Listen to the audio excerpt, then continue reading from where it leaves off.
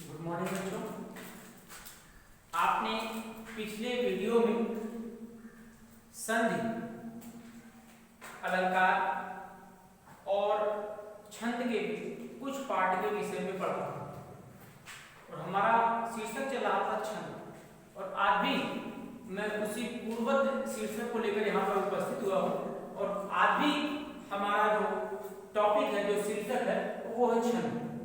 पिछले वीडियो में मैंने आपको छंद शब्द का अर्थ, छंद की परिभाषा, छंद के अंग और छंद के भेद के विषय में वर्णन किया था, ठीक है। और हमने अंत में आपको बताया था कि जो छंद के भेद हैं वो अधिकांशतः विद्वानों ने मुख्यतः दो ही माने, ठीक है। और वो है मात्रिक छंद, जिसकी गणना मात्राओं के आधार पर की जाती है, उसे मात्रिक छंद कहते हैं, ठीक है। वर्णिक छंद, जिसकी गणना वर्णों के आधार पर की जाती है, उसे वर्णिक छंद कहते हैं। और जिस छंद की गणना मात्राओं तथा वर्णों के आधार पर की जाती है, उसे उभय छंद कहते हैं। और चौथा और अंतिम मुक्तक छंद, ठीक है, जिसकी गणना ना तो मात्राओं के आधार पर की जाती है और ना ही वर्णों के आधार पर की जाती है, उसे क्या कहते हैं, मुक्तक छंद कहते हैं।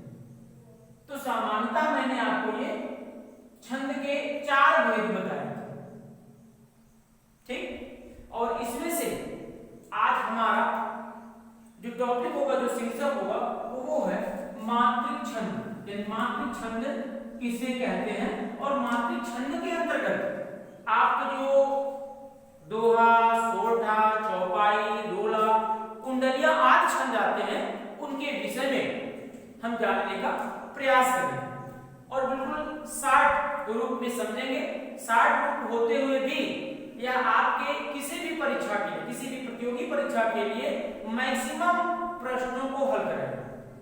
तो इसके लिए जरूरी ये है कि आप मेरे द्वारा बताई गई सभी बातों को ध्यान से सुने। हो सकता है कि अन्य वीडियो की बात ये आपको अच्छा ना लगे, लेकिन यहाँ बात अच्छी या बुरे की नहीं है, बात यहाँ आपके ज्ञान की है। इसलिए आप मेरे द्वारा बताई गई सभी बातों को ध्यान से सुने, समझें और किसी भी प्रकार की समस्या होने पर आप कमेंट के द्वारा मुझे सूचित करें, ठीक है। और यदि आप लाइक कर देंगे तो मुझे ये काफी हद तक जो है मोटिवेशन मिलेगा कि मेरे द्वारा जो आपको ज्ञान प्रदान किया जा रहा है, जो पहुंचाया जा रहा है आप तक, वो सही दिशा में, सार्थक दिशा में, ठीक है। तो आइए अब हम देखते हैं मात्रिक छंद के विषय में, ठीक। आज हमारा जो छंद शीर्षक के अंतर्गत पहला शीर्षक है वो है मात्रिक छंद, ठीक है। पहला क्या है, मात्रिक छंद, ठीक। मात्रिक छंद किसे कहते हैं, तो यहां मैं इसकी डेफिनेशन लिख दे रहा हूं, ठीक है, कि जिस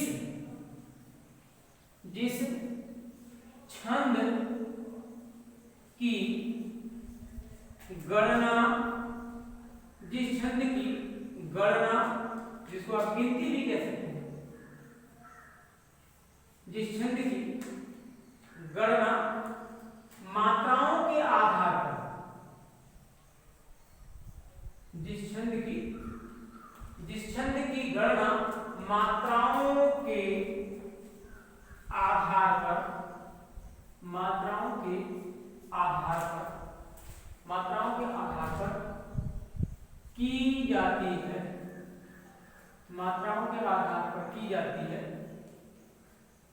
उसे ही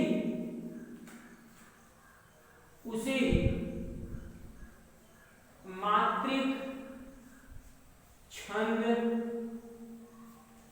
कहते हैं,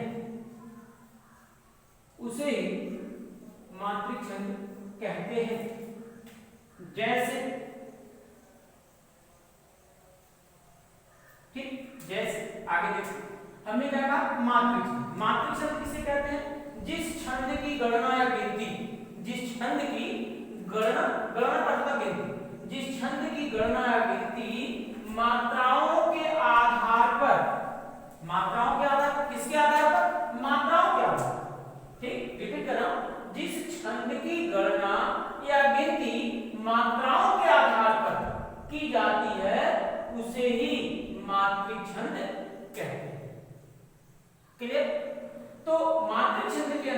जो आते हैं वो आपका है दोहा,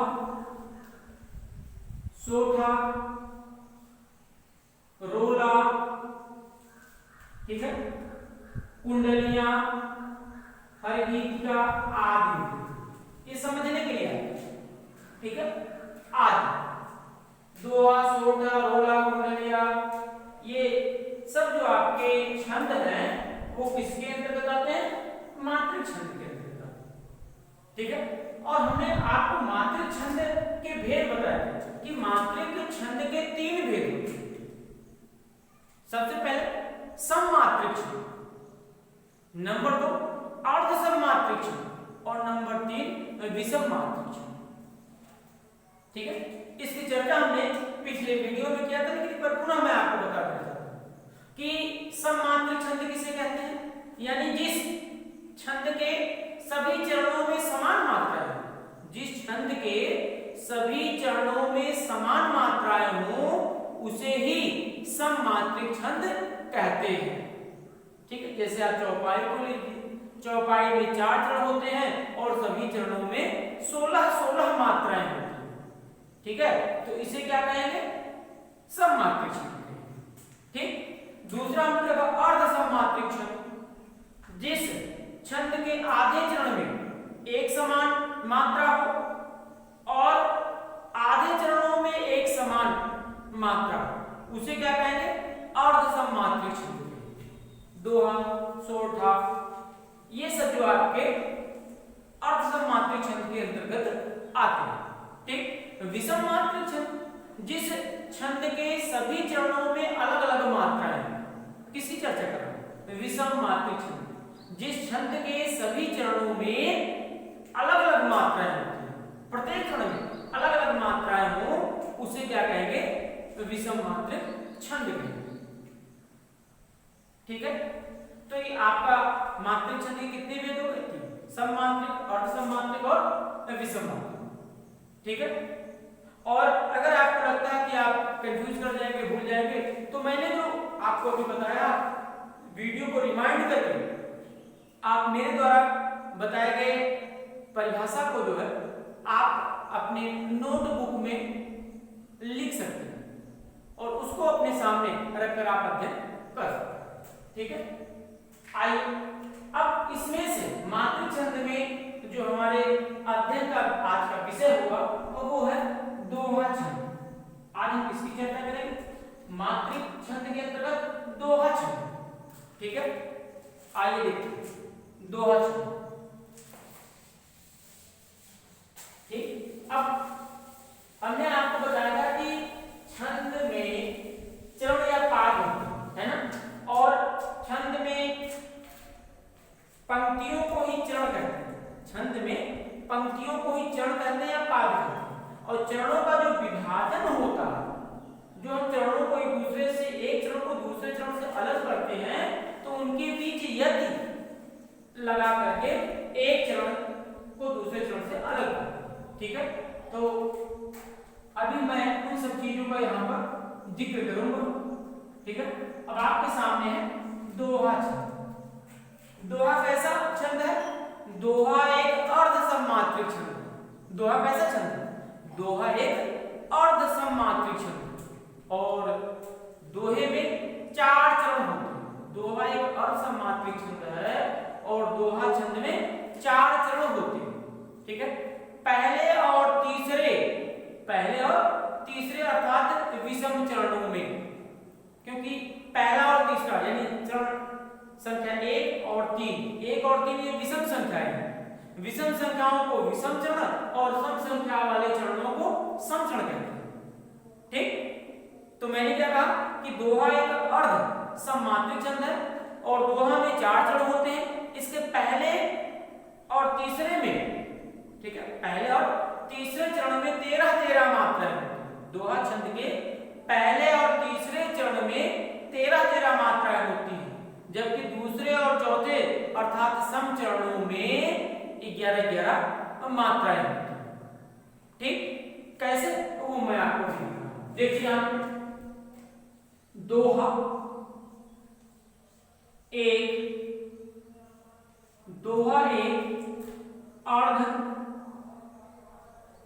सम मात्रिक, दोहा एक अर्ध सममात्रिक छंद है। दोहा एक अर्ध सममात्रिक छंद है। इसमें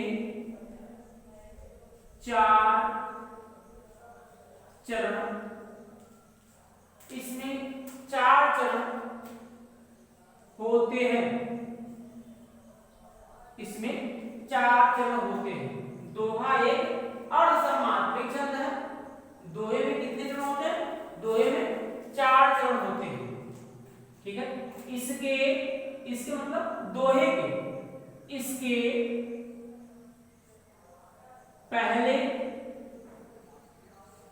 और इसके पहले और तीसरे, इसके पहले और तीसरे अर्थात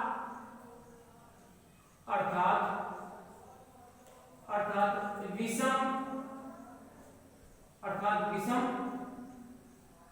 चरणों में, अर्थात विषम चरणों में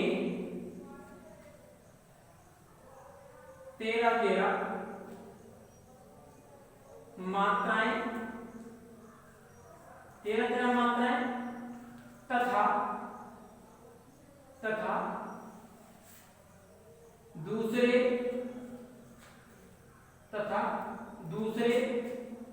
और चौथे अर्थात सम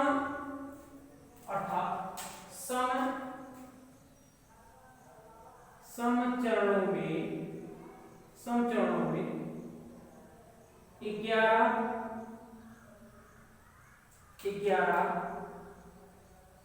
मात्राएं, 11 मात्राएं होती हैं। ठीक है, 11 मात्राएं होती हैं। रिपीट कर रहा हूं, दोहा छंद, दोहा एक अर्ध सममात्रिक छंद। दोहा कैसा छंद है? एक अर्ध सममात्रिक छंद। परीक्षाओं में पूछ लेता है। दोहा एक अर्ध सममात्रिक छंद है। इसमें 4 चरण होते हैं। इसमें 4 चरण होते हैं। इसके पहले और तीसरे अर्थात विषम चरणों में 13 मात्राएं। कितने? इसके विषम चरणों में 13 मात्राएं, जबकि दूसरे और चौथे अर्थात सम चरणों में 11 मात्राएं होती हैं। ठीक, विषम चरणों में 13 मात्राएं, जबकि सम चरणों में 11 मात्राएं होती हैं। क्लियर हो? अब अगर इसको हम एक एग्जाम्पल के माध्यम से देखें तो सारी बातें भी बिल्कुल स्पष्ट हो जाएंगी। उदाहरण देखिए, एग्जाम्पल। ठीक है, उदाहरण बिहारी जी की एक बहुत प्रसिद्ध जो है पंक्ति है, मेरी भव बाधा, मेरी भव बाधा हरो, राधा नागर सोए, जा तन की छाई पड़े, श्याम हरित दुति होय। ठीक है, मेरी भव बाधा, राधा नागर सोए। देखिए, मेरी एक थोड़ा सा मात्राओं को व्यक्त करने के लिए थोड़ा सा स्पेस होना जरूरी है, जिसको मैं थोड़ा सा नीचे से आपको बताने का प्रयास करूंगा। मेरी भव बाधा, मेरी भव बाधा हरो, राधा नागरी सोय, राधा नागर सोय।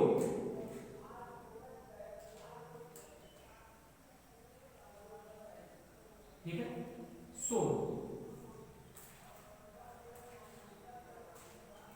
मेरी भव बाधा हरो राधा नागर सोई जा तन की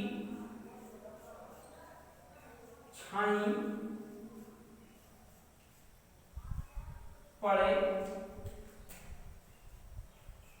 श्याम हरित दूती होय। ठीक, ये पंक्ति किसकी है? बिहारी है ना। बिहारी लाल की एक ही रचना है, बिहारी सतसई, सतसई यानी 700 से अधिक दोहे, 719, और सब के सब दोहे। और जब वो दोहे हैं तो दोहा जब होगा तो अर्धसमात्रिक छंद होगा, और उसमें 4 चरण होंगे।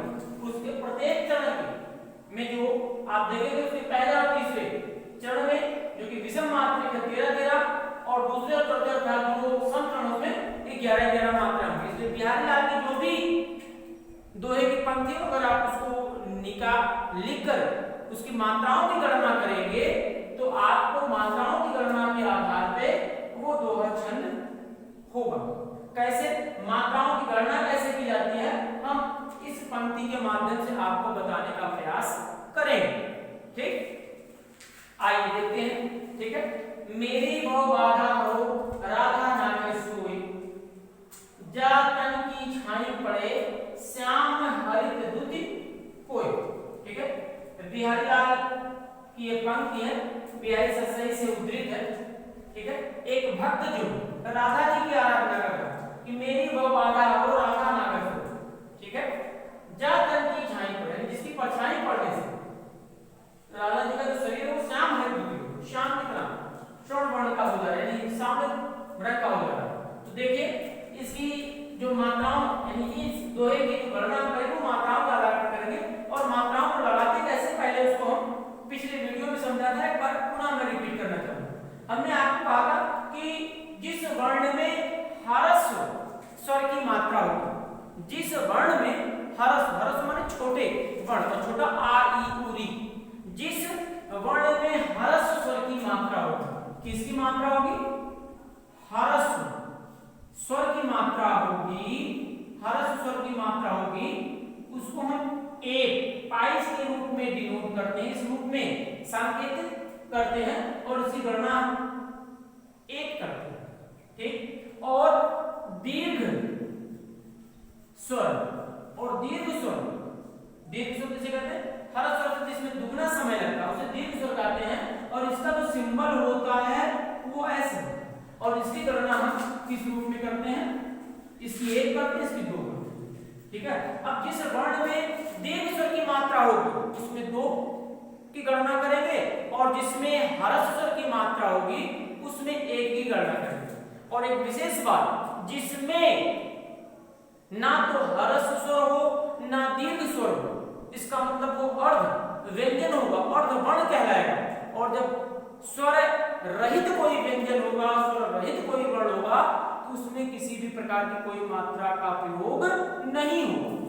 ठीक, आइए देखते हैं। मेरी मां पे ए की मात्रा, और ए जो है वो दीर्घ वर्ण में आता है, तो इस पे दीर्घ के लिए हमने आपको देखिए दीर्घ स्वर के लिए 2 का प्रयोग करेंगे, इसका सिंबल ये है। मेरी बड़े की मात्रा है यानी दीर्घ की मात्रा है 2, भव भा में ह्रस्व है और वा में ह्रस्व है, ह्रस्व है तो 1-1। ठीक, बाधा दोनों में दीर्घ आ है 2-2, हरो हा में ह्रस्व है, रा में वो है तो 2 हो जाएगा। ठीक,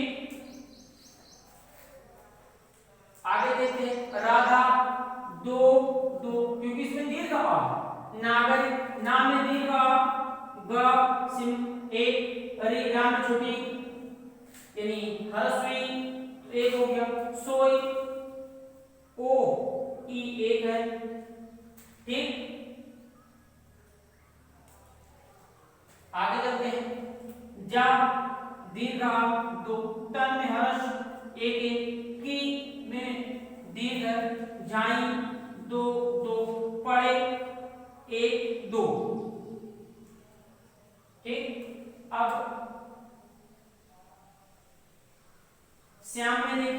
सा, अगर आप सा को ध्यान से देख पा रहे हो तो ये अर्धवर्ण है, अर्ध व्यंजन है, यानी इसमें किसी भी प्रकार के स्वर का प्रयोग नहीं हुआ, ना तो इसमें ह्रस्व है और ना ही इसमें दीर्घ है। और मैंने आपको बताया कि जब ह्रस्व या दीर्घ स्वर का प्रयोग किसी व्यंजन या किसी वर्ण में ना हुआ हो तो उस पे मात्राओं की गणना नहीं की जाती, उसको हुबहू ऐसे छोड़ दिया जाता है। तो यहाँ पे जो शा आधा या अर्ध सा है, अर्ध व्यंजन है, उस पे कोई भी मात्रा का प्रयोग नहीं होगा। ठीक, आगे चलते हैं। श्याम दीर्घ आ, मां में ह्रस्व, हरित सब में ह्रस्व ही है, एक एक एक, दूसरी में देखिए, ठीक है, ह्रस्व उ और ह्रस्व ई, एक एक, कोई, दो, एक, ठीक है, ये, ठीक है। अब मात्राओं का प्रयोग हम इस रूप में करते हैं। हमने आपको बताया था कि दोहा में कितने चरण हैं, 4 चरण, और चरणों को हमने एक दूसरे से अलग होने का जो तरीका बताया था कि जो चरण होते हैं वो एक दूसरे से किसके माध्यम से अलग होते हैं, यज्ञ के माध्यम से, या विराम या अल्प विराम जिसको कहते हैं, ठहराव। तो ये देखिए सिंबल लगा हुआ है यहाँ पर, ये इससे जो है ये चरणों का बंटवारा होगा। फर्स्ट चरण 1, फिर ये 2, इधर ये 3 और ये 4, ठीक। तो दोहा में कितने चरण हो गए, 4, पहला और तीसरा, यानी ये पहला है और ये तीसरा, इधर ये दूसरा है और ये चौथा। पहला और तीसरे में कितना होना चाहिए, 13 मात्राएं होती है। अब इसको हम 1 गिनेंगे, इसको हम 2 के रूप में गिनेंगे। आइए काउंटिंग करते हैं, देखिए 2, 2 4, 1 5, 1 6, 6 और 2 8, 8 2 10, 10 1 11, 11 और 2 13। पहले चरण में 13 देखना है, ठीक। तीसरे चरण में देख लेते हैं, 2 1 3, 1 4, 4 2 6, 6 2 8, 8 2 10, 10 1 11, 11 2 13। इस प्रकार से अगर आप देख पा रहे हो तो पहले और तीसरे में, पहले और तीसरे अर्थात विषम चरणों में कितनी मात्राएं हैं, 13 काउंटिंग करेंगे, 13 मात्राएं हैं। क्लियर, आगे अब आपका है, ठीक, 2 2 4, 2 6, 1 7, 1 8, 8 2 10, 10 1 11, यानी इसमें कितनी मात्राएं हो गई, 11। दूसरे चरण में 11 मात्राएं होंगी। चौथे चरण में देखते हैं कितना है, 2 1 3, 1 4, 1 5, 1 6, 1 7, 1 8, 8 2 10, 10 1 11।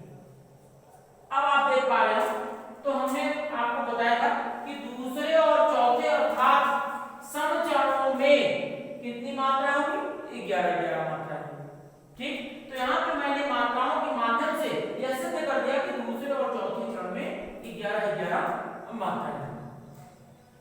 क्लियर, हमने आपको यहाँ पे सिद्ध कर दिया कि दोहा एक अर्ध सममात्रिक छंद है, इसमें 4 चरण होते हैं। इसके पहले और तीसरे अर्थात विषम चरणों में 13 मात्राएं, जबकि दूसरे और चौथे चरण में 11 मात्राएं होती हैं।